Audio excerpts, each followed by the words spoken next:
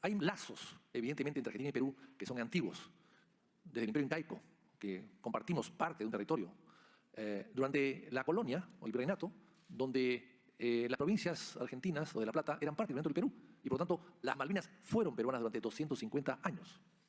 Y tan es así que cuando viene la independencia, Argentina, cuando ve invadidas las islas en el año 1833, recurre al Perú, conforme aquí está en el libro, para pedir documentos que le sirvan para reclamar la soberanía de las Islas Malvinas. Y entre otras cosas, los planos que aquí figuran en el libro del siglo XVIII son planos que se envían de la Cancillería peruana a Argentina el año 1833 y otros documentos adicionales que están aquí descritos. O sea, había ya una relación y un interés. Por supuesto que antes de esto, San Martín sembró una semilla muy importante, que es la semilla del apoyo, de la colaboración, de la solidaridad entre nuestros pueblos. En esta gesta libertadora que llegó al Perú y que recogió el sentir del pueblo, interpretó bien el sentir del pueblo y proclamó su independencia. Y las palabras de San Martín, hace 201 años exactamente, cuando declaró la independencia, son un himno sagrado que se repite constantemente en el Perú. Decía San Martín en ese momento: desde este momento, el Perú es libre e independiente por la voluntad general de sus pueblos y por la justicia de su causa que Dios defiende. Pero un año después, San Martín, después de declarar la libertad en el Perú, se presentó, justamente hace 200 años, que se ha cumplido el 20 de septiembre pasado, se presentó al Congreso peruano a entregarle su insignia, la bandera, la banda bicolor, los poderes al pueblo allí representado en un Congreso, recipiendario de la voluntad popular, recipiendario de la soberanía popular, porque quería que el pueblo tome sus decisiones finalmente. Esto también es importante. Y luego vinieron años de colaboración, años de amistad, y luego en la Guerra del Pacífico vemos a otro personaje también que estuvo dispuesto a entregar su vida por el Perú, que no lo mataron porque era argentino, pero peleó heroicamente en la batalla de Arica. Y claro, murieron muchos y su vida fue respetada porque no era peruano en ese momento en la Guerra del Pacífico. Entonces hay relaciones constantes y permanentes, una continuidad de colaboración y de amistad entre nuestros pueblos. Y luego venimos ya a la época más moderna y nos encontramos con el tema de las Malvinas. Nos encontramos con una guerra que empieza en abril, hace 40 años exactamente, en abril del año 82, y Belaúnde interviene allí. Pero qué curioso, cómo el presidente Belaúnde interviene. Bueno, porque interpreta un sentir nacional, porque lee exactamente los sentimientos del pueblo peruano hacia el pueblo argentino. Belaúnde había sido deportado por la dictadura militar del año 68 por Velasco Alvarado a Argentina, el 3 de octubre del año 68. 10 días después, la dictadura argentina de Onganía lo expulsa a Belaúnde de la Argentina. O sea, pasan los años, 12, 14 años, y Belaúnde se encuentra que en el tema de las Malvinas hay otra dictadura en Argentina. Y lejos de él, que siendo un hombre demócrata 100%, lejos de ponerse de costado, de no escuchar, de no tomar en cuenta los lazos viejos de amistad, él decide intervenir. Él siente que es el último bastión colonialista de América Latina, siente que hay una herida abierta en América Latina por el tema de las Malvinas y por tanto asume la responsabilidad de colaborar, ser mediador, ser árbitro, ponerse a disposición de las partes para poder lograr algo. Y efectivamente, no voy a extenderme ni contar todo lo que está en el libro, pero en el libro aparecen una serie de documentos inéditos de la Cancillería peruana que se demuestran pues toda la arquitectura de esas negociaciones en ese momento, casi con filigrana. Se describe perfectamente bien todo lo que pasó allí. Y Belaúnde se pone en contacto con el gobierno americano, con el gobierno inglés a través de su embajador, Charles Wallace, a través del embajador Frank Ortiz, habla con el secretario general, secretario de Estado de los Estados Unidos, Alexander Haig, que era un general de 5 estrellas héroe de la Guerra de Corea, con el cual habla en fluido inglés, Belaúnde había estudiado en los Estados Unidos, y habla también con el general Alguerre. Y logran, después de una serie de conversaciones, logran llegar a una fórmula de paz de 7 puntos, que aquí también están, que más o menos consistían en una desocupación de las islas por parte de Inglaterra y de Argentina. Luego, una ocupación de las islas por 4 potencias. 4 potencias, 2 que nombraba Argentina y 2 que lograba Gran Bretaña. Gran Bretaña vetó a Estados Unidos, entonces iban a estar allí Canadá y Alemania. Y en el caso de Argentina, proponía a el Perú y a Brasil. Todo esto ya estaba conversado, estaba bastante avanzado.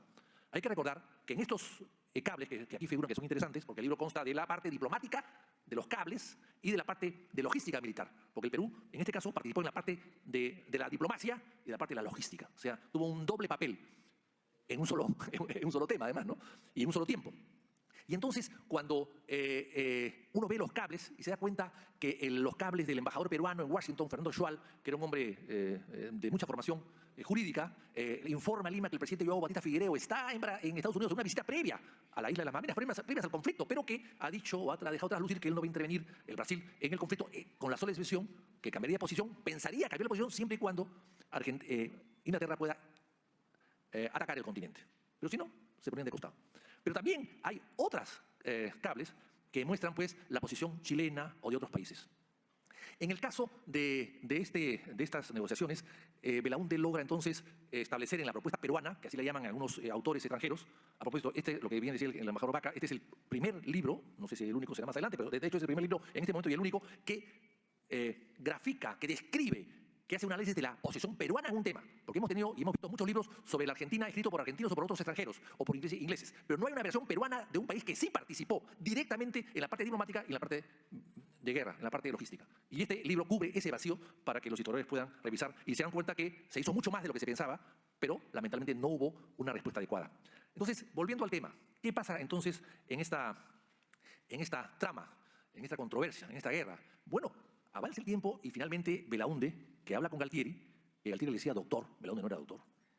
Por lo menos que yo sepa no era doctor, quizás un doctor de causa le han hecho después. Entonces Belaúnde, para guardar la sintonía, le decía general. Y entonces ahí él trata de convencerlo de que la fórmula era muy buena, porque se iban todos, venían 4 países por un año. En ese año se iba a resolver la controversia, respetando los intereses de los malvinenses. Pero al año había una solución. Y claro, si Inglaterra seguía después de 150 años, ya no volvería, por más solución que se haga. Era obvio que ya, soltando las Malvinas, ya Inglaterra no volvería. Había una solución diferente.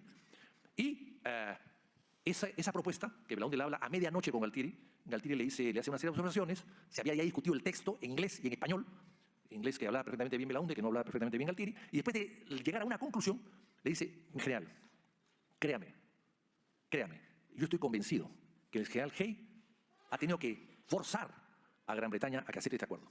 Lo ha aceptado, lo ha forzado, lo ha aceptado, pero no están convencidos ellos. Si usted no me acepta esta fórmula ahora, después cualquier cosa puede pasar. Entonces Galtieri le dice, no me presione, doctor, no me presione.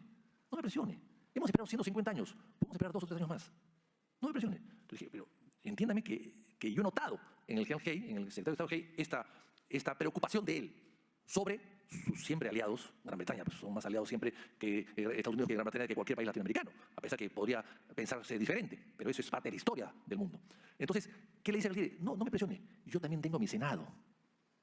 ¿Cómo? Yo también tengo mi Senado. Oiga, bueno, mañana hablamos. Entonces Belaúnde voltea y dice, yo no sabía que las dictaduras tenían Senado, para mí es una novedad.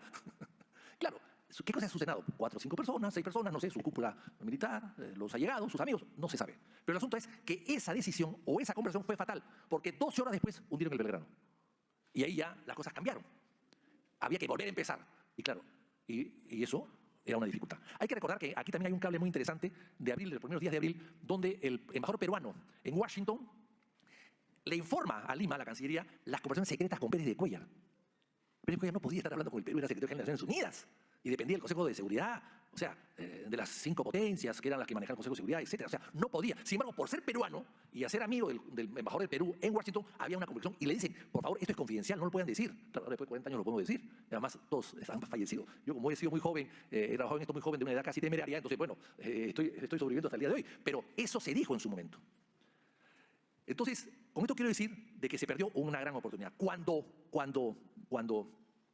se une el Belgrano, entonces allí, ¿qué pasa? El presidente Belaúnde, que se entera antes por los Estados Unidos, y llama a Galtieri. Le digo, oiga, ¿se ha hundido? No. ¿Hay muertos? No tengo comunicación. Sé que está al garete. ¿Cómo? No, está hundido.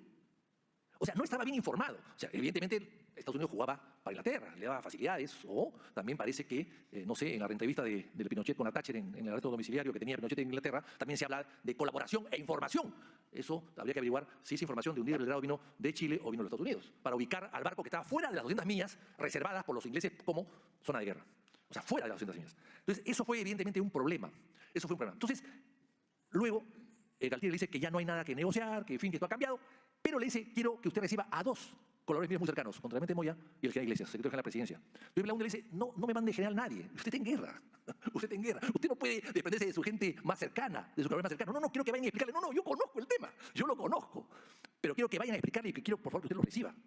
Entonces el presidente Belaúnde lo recibió horas antes de la negativa de que el presidente Galtieri diga que tengo que consultar con mi Senado. Belaúnde estaba convencido que iba a decir que sí y había ordenado a su jefe militar, el general López Albuja, que recibe después a estos 2 personajes que llegaron dentro de las 24 horas siguientes, había ordenado que prepare la celebración del acuerdo de paz, que llamen a la Guardia Presidencial, al Mariscal Nieto, que llamen a fulano, y que saquen las alfombras y saquen, en fin, preparen una escenografía para la firma de la paz. Estaba ordenado en Palacio de Gobierno, que a las 8 o 9 de la mañana del día siguiente se iba a hacer esa ceremonia. Había que anunciarla, pero claro, como dijo que no se montó nada y después vino lo del Belgrano. Pero lo cierto es que Belaúnde entendió en ese momento que el interés de Galtieri de mandar a 2 colaboradores suyos, militares además, y alguien más que vino, y el embajador argentino en Lima era el contraalmirante Sánchez Moreno, un hombre también muy valioso, un buen embajador, militar, pero era un buen embajador. Y Belaúnde entendió que no venían a explicar, sino que venían a pedir ayuda. Y efectivamente, le dijo a su ministro de Guerra, a su ministro de Marina, prepárense porque vienen lo más probable es que vengan con una solicitud de algún tipo de armamento. Y efectivamente, fue la reunión, ahí está la fotografía, que la tengo acá, no es una gran fotografía, como le decía a la senadora, pero ahí está, que atestigua que esa reunión se dio en Lima. Pero claro, ¿aquí qué pasó? Bueno, pidieron una serie de cosas que no se podía atender. Por ejemplo, aviones Sukhoi, no, porque eran los únicos en América Latina que tenían aviones Sukhoi, con la excepción de Cuba. Eso era interferir directamente o intervenir directamente en el conflicto. Submarinos, imposible, porque la costa chilena era muy larga, la costa marítima chilena muy larga, y no pasarían por allí. Entonces, se acordó pertrechos de guerra, los Exocet famosos que hundieron al Sheffield, y se acordó enviarle los aviones y tanques de gasolina para los Mirage 3 que tenía Argentina. Tenía Mirage 3, pero no tenían autonomía suficiente para ir y venir de la isla al continente. Y por lo tanto, llevamos esos tanques del Mirage 5, que se cambiaron, y fueron 34 pilotos peruanos, que algunos creen que sí volaron en las Malvinas, aunque parece que eso no era cierto. Bueno, llegaron, se enviaron las cosas, los Mirage hicieron una larga trayectoria por detrás de Bolivia, por Santa Cruz de la Sierra, para evitar los radares de Antofagasta y de Arica, llegaron a Tandil y, bueno, y automáticamente participaron ya en el conflicto con pilotos argentinos. Porque, en fin, era el mismo avión, es muy parecido, un poco más moderno unos que otros, pero eran los mismos aviones. Esto es la participación del Perú. Yo creo que se hizo todo lo que se pudo. El ejército argentino en las Malvinas tuvo una actuación heroica, muy sacrificada, en una guerra no prevista de esa magnitud, y creo que, bueno, los hechos son los que están allí. Sin embargo, yo quiero decir lo siguiente. Esta herida abierta de las Malvinas sigue abierta, y mientras no se cierre, Argentina tendrá siempre la colaboración del pueblo y de los gobiernos peruanos que vengan. En eso deben estar muy seguros. Yo quiero terminar leyendo. Antes de terminar, voy a contar una anécdota. Cuando el presidente Belaúnde vino a Argentina el año 83, creo que es 83, a la toma de mando de posesión de Alfonsín, 83.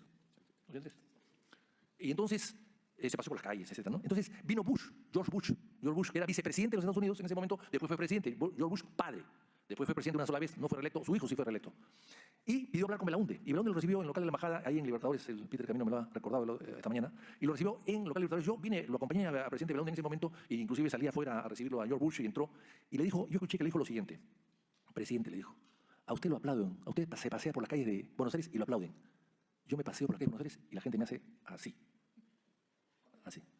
Entonces, él se sentía, evidentemente, o sentía él el apoyo del Perú, el agradecimiento de la Argentina al Perú y el malestar, por decirlo menos, del pueblo argentino hacia la actitud del gobierno americano. Este apoyo del Perú, Argentina, ¿qué significó? Que durante más de 20 años en el Perú no hubiese aliados militares, navales, aéreos, ni policiales en Inglaterra ni en el Perú. Se cortó las relaciones con Inglaterra totalmente durante más de 20 años. En cambio, otros países que sí apoyaron a Inglaterra recibieron ayuda militar inglesa al día siguiente. Y eso es bueno decirlo. Entonces yo quisiera terminar con estas palabras del presidente Belaúnde cuando Alfonsín fue especialmente a Lima, semanas antes que acabe el gobierno de Belaúnde del año 85. Un viaje especial que hizo para condecorarle, ponerle el collar de la Orden del General San Martín. Belaúnde le dijo a Alfonsín lo siguiente.